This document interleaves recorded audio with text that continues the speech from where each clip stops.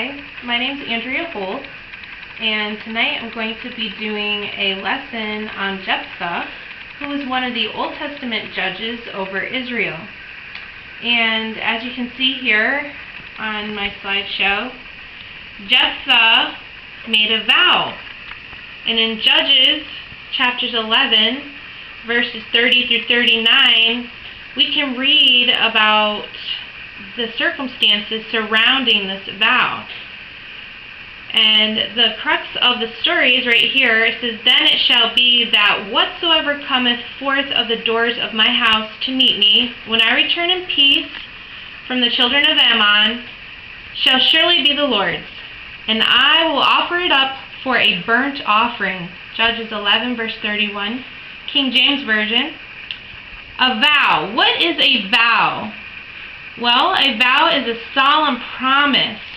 It is something that is made with deep commitment, and usually it's surrounding some sort of religious experience.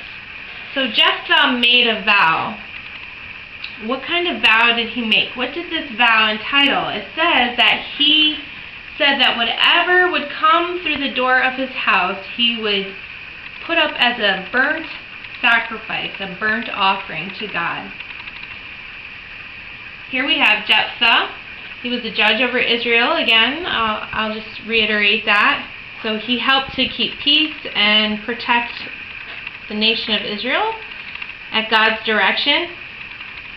He made a vow that if God would deliver his enemies into his hands, he'd offer whatever came out of his front door to greet him as a burnt offering unto God. And God honored Jephthah's vow, and his enemies were destroyed. As Jephthah approached his house, he heard singing and rejoicing.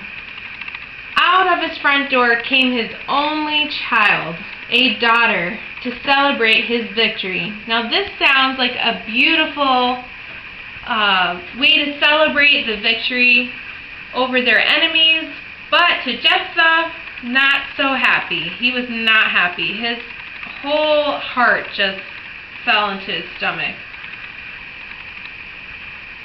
Jephthah tells his daughter about the vow he made to God. He is distraught that his only child will be given to a life of celibacy, never to be married. Now this is how the King James Version portrays it. Not exactly the same thing as a burnt sacrifice. So they said that she would live a life of celibacy, never to be married. A beautiful young woman, no hope of marriage, no hope of having children, to give her life in service to God. And here she is with her tambourine and her garland around her head, so that she would look beautiful and wonderful for her father as he came home from war.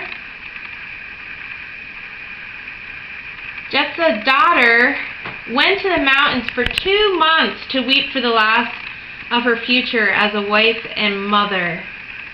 So her and her maids went to the mountains, and they lived there to mourn out the loss of her future.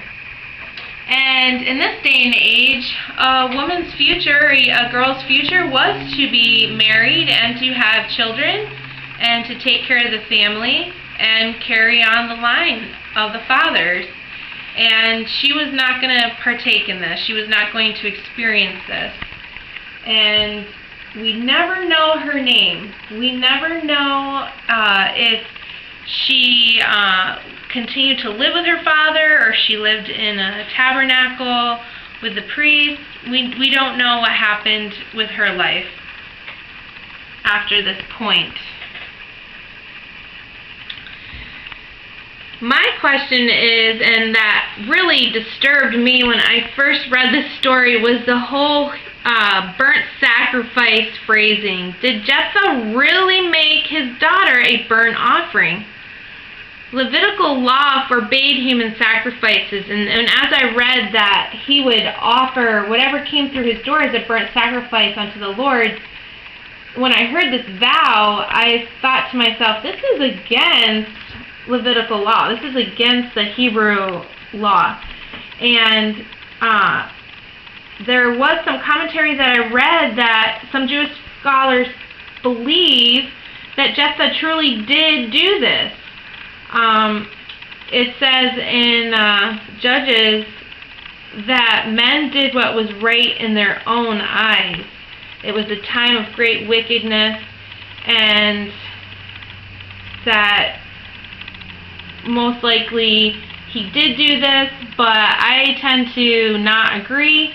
I don't think he did this, and if the high priest knew about this vow, he would have most likely offered a money reward or payment to set her free from this vow, basically buying the vow over her. Judges 11:39 says that his daughter knew no man, meaning that she was never given to marriage, and that was the sacrifice that was made. I would equate it to high school students that she was like a nun. She had given her life in honor to her family and to God, to this vow of celibacy and chastity, just like a nun would today. So students would be able to associate that sort of meaning to this sacrifice that his daughter made. To me, she did give a sacrifice, an offering of a devoted heart, free will. She could have run away. So let's look at the next thing. A daughter's choice. I would really encourage students to think about this. Maybe do some journaling, poetry, or group discussion about her choice as a daughter. She chose not to run away. She chose to honor her father's vow. She loved him. She honored him as a hero and as a warrior, but her father-daughter relationship was precious to her, so she honored that. She wanted to honor him, and she obviously had a great respect and love for God, because she accepted this sacrifice of her future, to never hold her own child in her arms, to never know the love of a husband, to know what it was like to be a grandmother, and to see the future for her in that way. But she still found value in a life of service to God. And again, we don't know what she did, but these are really good questions to ask students and to get them talking about the fact that life is more than just about us. It's about giving to others. And that's a really great possibility to get them thinking outside of their own life and their own thoughts. And then some think about it questions. What would you have done if you were Jephthah? Would you have made this vow? Would you have made such a vow that could be so careless and have so many repercussions and consequences? But he was so desperate for peace and wanting peace to save his people. He was probably thought maybe a servant or a dog or a cat or some other animal would come through his door. But no, unfortunately, he did not even consider that it could quite possibly be his most precious relationship, that of his daughter. What would you have done if you were his daughter or his child? So some boys would not relate at all to this, simply because the main character is a woman. But we could use terminology such as child. What would you have done? Would you have thrown your hands up and cursed your father? Would you have run away and lived your life for yourself? What are some other examples or stories or circumstances that you have heard of that people have made great sacrifices for their family? They have sacrificed a career or a future. There are so many stories right now of immigrant families that are sacrificing things to put their children through college or to put their children through some sort of other training.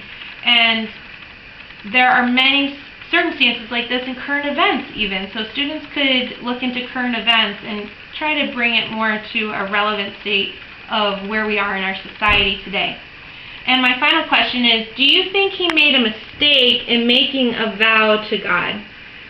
Was he tempting God, or was he playing a game with God? Did he really take what was happening seriously? And obviously when he realized it was his daughter coming through that door, he knew quite well that he made a very big mistake. Now, in teaching literature, allusions to literature and history, Shakespeare uses this allusion to Jephthah's daughter as the character Ophelia in Hamlet, which her life is pretty much sacrificed at the foolishness of men. And Alfred Lord Tennyson gives phrasing to her in Dream of Fair Women, where he honors her sacrifice of love, calling her devoted. Just beautiful writing about her. And then the daughters of Israel traditionally remember and honor the sacrifice of Jephthah's daughter with a 4-day festival during each year. And they spend time in prayer and remembrance and renewal of their life's commitment to serve God in purity and in giving to others. The greatest thing that I've learned from the story of Jephthah's daughter is that my life isn't just about me. There are other people around, and my desires and my own thoughts of putting myself first need to be reconsidered, and think about the choices I make in my life and how they affect others. I learned that from Jephthah himself. The choices I make do have consequences and affect those I love very much. And then, as his daughter, I can relate to her doing things for those I love, and not only in that way, but also accepting the call that God has for me as a professional and as a minister. Some references that I used, it's small, I hope you can read it. I did go to Bible Gateway. Jephthah's Daughter was a wonderful resource. Used commentaries for me from Zondervan and other commentaries. And, of course, the English Standard Version Study Bible had wonderful commentaries as well. I hope you enjoyed this presentation. And I will never forget Jephthah's vow